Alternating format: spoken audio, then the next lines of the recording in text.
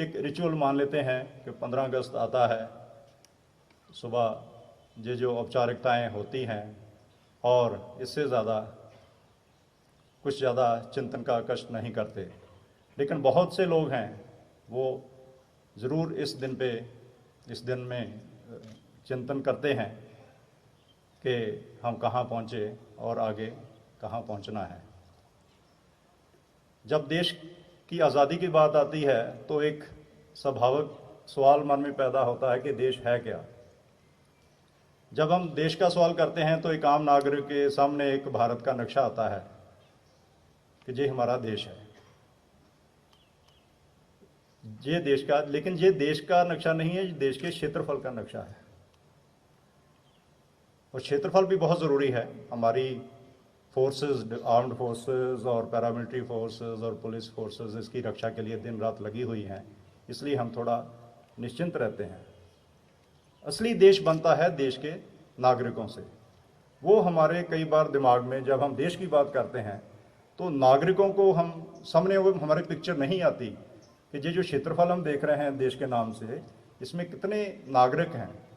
अब हम दुनिया में नंबर 2 पे हैं, कुछ ही सालों में नंबर 1 पे जनसंख्या में पहुंचने वाले हैं। सारा देश हमारा नागरिकों से भरा हुआ है, लेकिन बहुत से कम लोग इसको, हमारे देश की जो परिभाषा आती है तो नागरिकों के दृष्टिकोण से देखते हैं कि ये देश में इतने नागरिक हैं। जब देशभक्ति की बात भी आती है तो हम इन नागरिकों को अक्सर भूल जाते हैं कि अगर देश सेवा है तो इसका मतलब इन नागरिकों की सेवा है। एक ह्यूमन नेचर है इजी ऑप्शन को अडॉप्ट करना।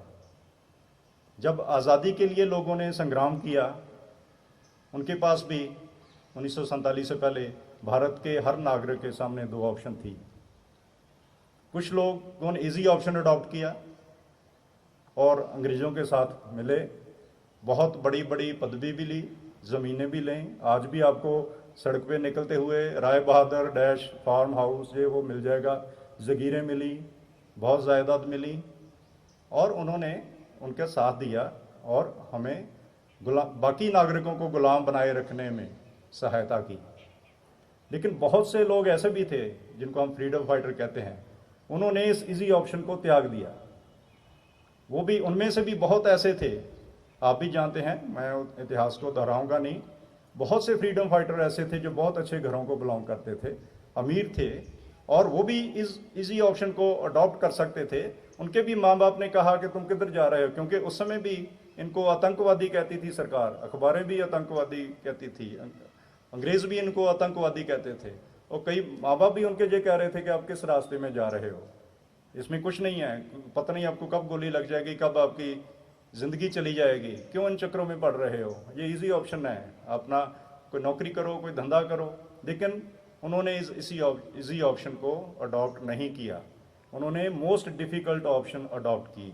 मुझे 2 बार अंडमान, जहाँ के सेलुलर जेल है, उस समय काला पानी कहते थे, वहाँ जाने का अवसर मिला, और वहाँ उस काले पानी की जेल में अभी लाइट एंड साउंड शो होता है, जिसमें आप लोगों में से बहुत लोगों ने देखा होगा, जिसमें पूरा वो डिपिक्ट करते हैं कि उस समय जिन लोगों को जो फ्रीडम फाइटर थे वहाँ रखा गया और कितनी उनके ऊपर तशद्दुद किए गए, डेली कितना टॉर्चर किया गया, कितना फिजिकल हार्डवर्क उनको करने के लिए कहा जाता था, जो संभव ही नहीं था कि एक दिन में इतने पत्थर तोड़ने संभव ही नहीं है। अगर 100 पत्थर तोड़ना संभव है तो उनको 400 का कोटा दिया जाता था, और अगर नहीं टूटा तो शाम को अंग्रेज़ आके उनको पीटता था बुरी तरह से। वो फिल्में भी हैं और एक्चुअल फ़ोटो भी हैं, तो रोंगटे खड़े हो जाते हैं जब हम देखते हैं।